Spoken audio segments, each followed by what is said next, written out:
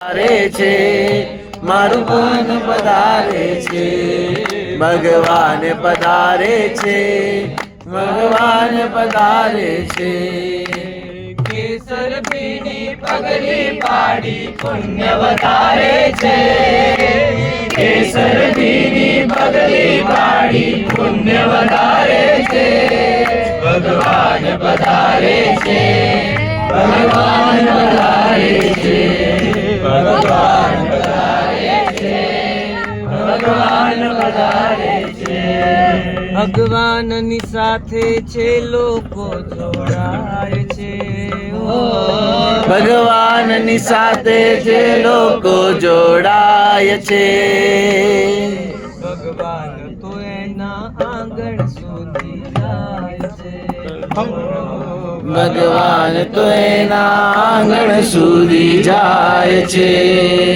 પાર્શ્વનાથ ભગવાનની એક વાત આવે છે. પાર્શ્વનાથ ભગવાન જ્યારે યૌવન વયમાં આવ્યા અને રાજસભામાં બેઠેલા હતા અને સમાચાર આવ્યા કે એક રાજા એમના પર આક્રમણ થયું છે શત્રુ દેશનું, તો એને બચાવવા માટે આવો. અને ભગવાનના પિતા અશ્વસેન મહારાજા એમણે નક્કી કર્યું કે જ્યારે દોસ્તને કોઈ તકલીફ આવે તો આપણે જવું જોઈએ. એમના મિત્ર રાજા હતા. એ ઊભા થઈ ગયા કે હું આવું છું સૈન્ય લઈને અને યુદ્ધ કરીશ.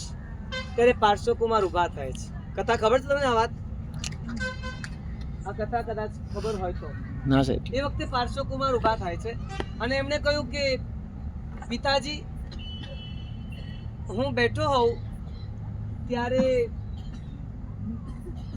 આપ યુદ્ધ કરવા જાઓ એ શોભે નહીં. તમે વિચારો કે ભગવાન ત્રણ લોકના નાથ છે, તીર્થંકરનો આત્મા છે.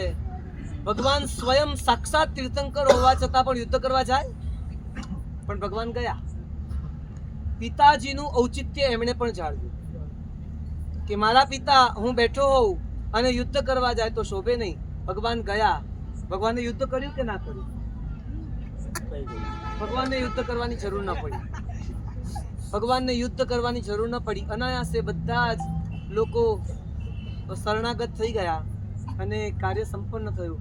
મને મનમાં એવું થયું કે એ યુદ્ધ પણ કેટલું મંગલકારી કે ત્યાં ગયા તો ત્યાંના રાજા બહુ ખુશ થઈ ગયા, એકદમ રાજી રાજી થઈ ગયા. એમણે કીધું કે પાર્શ્વકુમાર, તમે આવ્યા તો મારું સંકટ ટળ્યું. હવે મારી એક નાનકડી વિનંતી છે, તમે સ્વીકારો. મારી પુત્રી છે, એને તમે સ્વીકારો. અને એનું નામ પ્રભાવતી. પ્રભાવતીની સાથે લગ્ન થયા. પ્રભાવતી નાની હતી ને ત્યારથી એક મનમાં પાર્શ્વકુમારના ઘણા સપના એને જોયા હતા. કેવા હશે પાર્શ્વકુમાર? બધા વાતો કરે છે પાર્શ્વકુમાર જોરદાર લાગે છે, પાર્શ્વકુમારની નીલવર્ણી કાયા છે. ભગવાન આમ જનરલી શ્યામ વર્ણ હોય કે નીલવર્ણ હોય, થોડા આપણે એને કહીએ થોડા શામળા, અથવા શું બોલો, કાળા ના કહીએ ભલે આપણે, હા જરા તો હા ભીનેવાન સાહેબ બોલે. હા એકદમ ટિપિકલ ગુજરાત, ભીનેવાન છે. તો ભગવાન જરા ભીનેવાન છે તો કેવા લાગતા હશે? એક તો શ્યામ હોવું અને પાછા રૂપાળા પણ હોવું, આવું તો કેવી રીતે બને? પ્રભાવતી મનથી આવું વિચાર્યા કરતી થયું શું? ભગવાનની સાથે જે લોકો જોડાય છે, ભગવાનની સાથે જે લોકો જોડાય છે ભગવાન તો એના આંગણ સુધી જાય છે. ભગવાન તો એના આંગણ સુધી જાય છે. ભગવાનના માતા પિતાજી પૂજાય છે.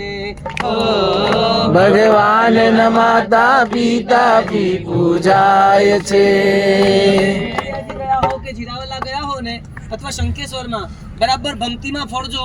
એમાં એક પટ એવો છે કે જેમાં 24 પરમાત્માની માતા ભગવાનને ગોદમાં લઈને બેઠા છે. જી જોયા છે? જી સાહેબ.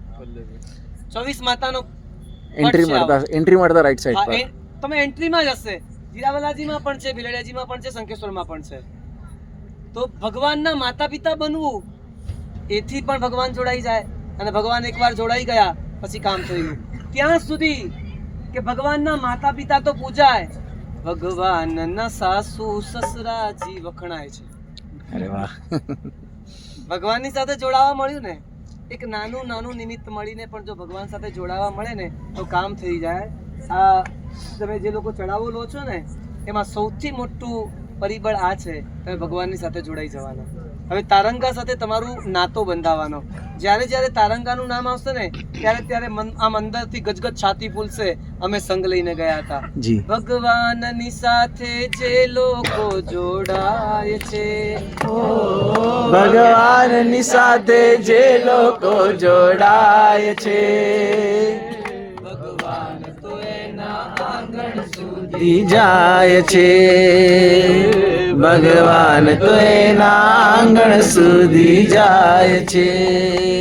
કેવું અચરજ છે દેખો ભગવાનના નામે, કેવું કેવું અચરજ છે ભગવાનના નામે. પ્રભાવતીના પિતાએ દીકરી આપીને મેળવ્યું શું? ખરી આ વાત? શું મેળવ્યું? એ તો ભગવાને મેળવવાનું હોય. તો એના મા બાપને શું મળ્યું? પ્રભાવતીના મા બાપને શું મળ્યું? જો બહુ મજાની વાત છે. કેવું કેવું અચરજ છે દેખો ભગવાનના નામે, કેવું કેવું અચરજ છે ભગવાનના નામે. અને હવેની લાઈન ગાવી નથી, માત્ર કહું તમને. કેવું કેવું અચરજ છે દેખો ભગવાનના નામે, દીકરી આપે પણ મહામૂલો એ દીકરો પામે. એ જમાઈ નથી બન્યા, એ હકીકતમાં એને નિશ્ચિંત બનાવનાર પોતે પુત્ર તરીકે